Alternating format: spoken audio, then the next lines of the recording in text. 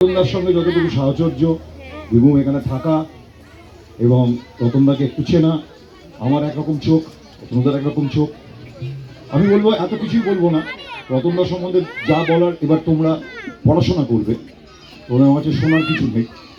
রতনদা এখন আমাদের গৌরব, পদ্মশ্রী রতন কাহা, সুতরাং ওটা তোমরা পড়বে এখন। হ্যাঁ, অতনুদাকে বলো, অতনুদা একটা তোমার রস, হ্যাঁ সেই রস একটু সবার মধ্যে দাও, তারপরে রতনদা এলে রতনদাকে শুধু কেনে রতন কাহার, শুধু কেনে রতন সবার জানে সবাই। বীরভূমের বড় বাবু রতন বাবুর জবাব তো নাই। ওরে রতন রতন রতন কাহার, রতন মিলে সাগর সিঁচে, ওয়ার গান তো যে পারে সে নিজের মতন খিচিয়ে নিচ্ছে।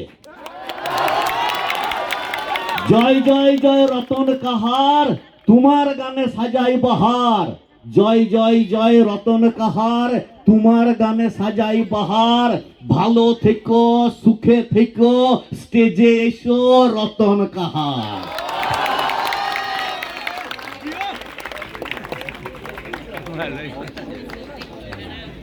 ঢাকার স্টাইলটা ঠিক আছে। আরে শেষ বেলাতে এত বড় সম্মান, হ্যাঁ শেষ বেলায় পদশ্রী পেলে তার কাছে মানে যে কোনো একটা কাজ সরকারি লেভেলে মস্তি যাবে তখন দেখি রতন কাহার স্টেজে। চমৎকার। এই এই এরকম মানে এইভাবে অতনুদা তুমি যে চমকে দাও। হ্যাঁ, আজ আর একটা চমক খেলাম, অসাধারণ অসাধারণ। হ্যাঁ, আমরা এরপরে রতনদার জন্য বিভিন্ন মানুষ বিভিন্ন জায়গা থেকে এটা জানতে পারার পরে তারাও এসছে কিছু না কিছু দেবে বলে। প্রথমে আমি ডাকবো গড়গড়িয়ারই আমাদের এক কবি এবং চিত্রশিল্পী আশিসকে। আশিস, আমি যদি ভুল না করি ওর টাইটেল হবে কর্মকার। আমি বলছি, আমি যদি ভুল না করি তাহলে কর্মকার, আর ভুল করলে জানি না কর্মকার, আমার জানা নেই। আমি তাকে ডাকবো। ও একটা ছবি এঁকেছে রতনদাকে দেবে বলে আদর করে, আর লিখেছেও ছবিটা সম্ভবত রতনদাকে আশিস তুলে দেবে। এটা ছিঁড়িস নি? ইস, আচ্ছা। আমি বলেছিলাম লাহিড়িকে যে আপনি ছিঁড়ুন, আপনি ভালো ছিঁড়তে পারেন। লাহিড়ি হচ্ছে আমাদের ওই আশা অডিওর লাহিড়ি, ওকে বলেছিল সর্বনাশ যখন খুলছে।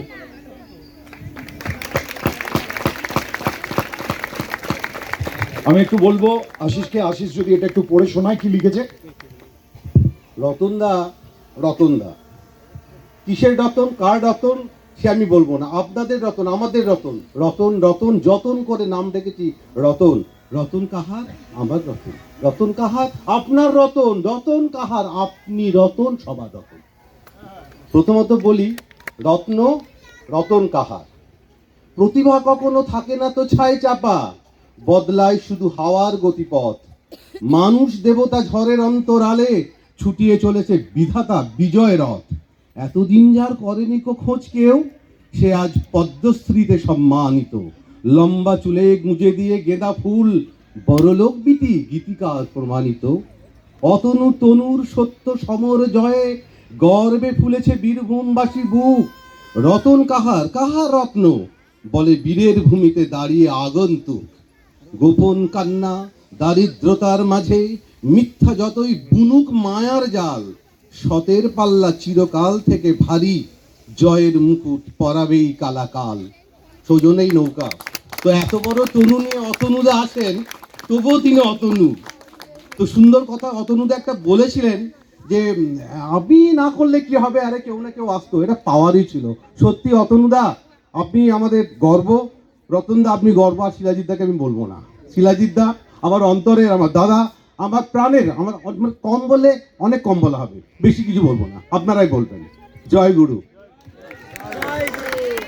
আমরা ডাকবো আমার জন্য, নৌকার জন্য বিভিন্ন জায়গা থেকে হাজির হয় সবাই এখানে। যেমন এই যে ভিড়টা আছে, আমার বিশ্বাস যে ভিড়ের মধ্যে বেশিরভাগ মানুষ আছে যারা গড়গড়িয়ান নন। আমি হাত তুললেই বুঝতে পারা যাবে যে এখানে বেশিরভাগ মানুষ গড়গড়িয়ান নন। গড়গড়িয়ার বাইরে থেকে সে মানুষ গড়গড়িয়াকে চিনছে, জানছে, গড়গড়িয়ার পাশে দাঁড়াচ্ছে, নৌকার পাশে দাঁড়াচ্ছে। এটা আমার কাছে একটা বিরাট অ্যাচিভমেন্ট।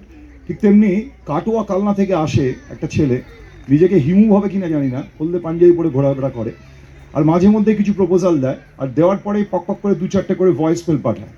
এবং সেই ভয়েস মেলগুলো অত্যন্ত বিরক্ত লাগে কাজের সময়, কারণ ওরা জানে আসলে কি করতে হবে, কিন্তু তবুও আমার কাছ থেকে ফালতু গাইডেন্স চায়। গৌরাঙ্গ আজকে এসছে, যে আজকে এসে বললো বা খুশি হয়েছি, 5খানা সেগুন দেখলাম দাঁড়িয়েছে, এবং আগের গাছগুলো তো ঠিক ছিল। ও গাছপ্রেমী, ও ওদের তরফ থেকে, রেনবো তরফ থেকে রতনদাকে কিছু কি বলবো আমি জানি না, সেটা তুলে দিতে চায়।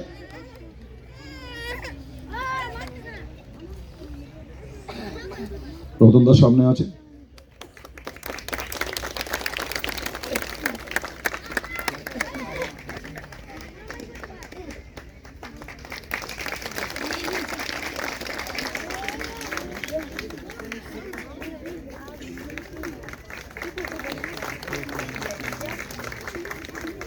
ভাইটিকে একটু এগুলো ধরে নেন, রতনদাকে অতগুলো কেউ একটা ধরে নাও। হ্যাঁ,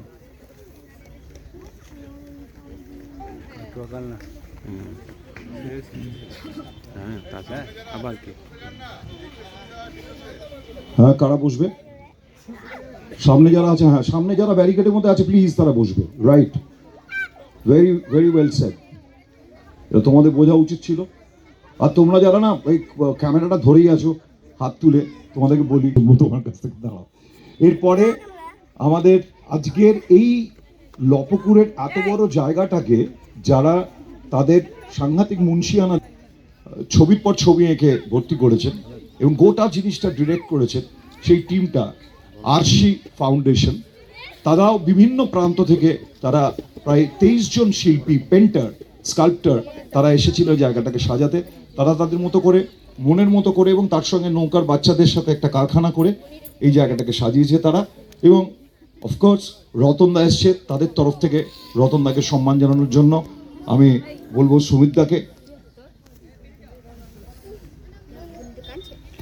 সুমিত দা কেন, সুমিত, সুমিত।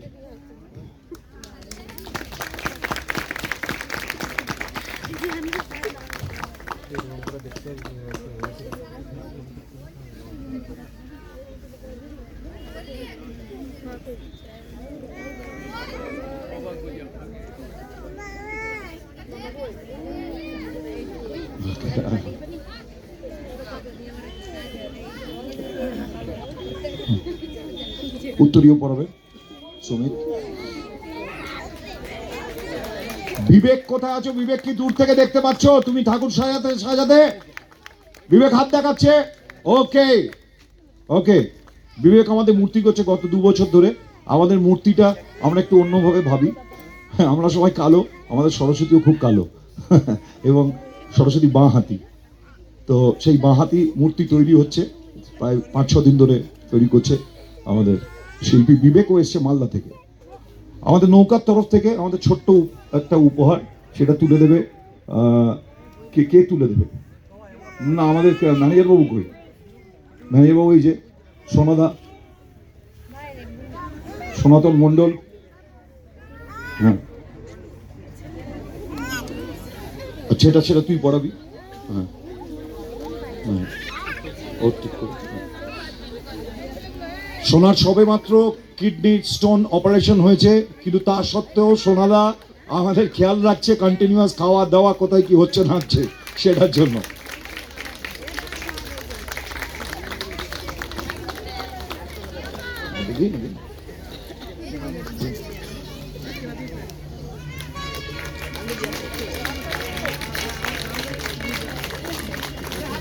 দে না, দে না তুই।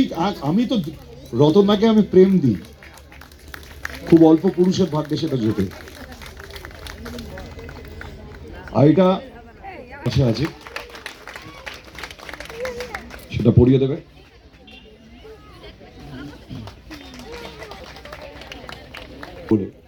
এবং বাদশার ফ্যান্স অ্যাসোসিয়েশন তারা রেগুলার যোগাযোগ রেখে, জানতে পেরে, রিসার্চ করে, ফাইনালি ওরা যখন জানতে পারলো যে এটা রতনদার গান, তখন রতনদার জন্য সামান্য হলেও সাম্মানিক তারা পাঠিয়েছিল।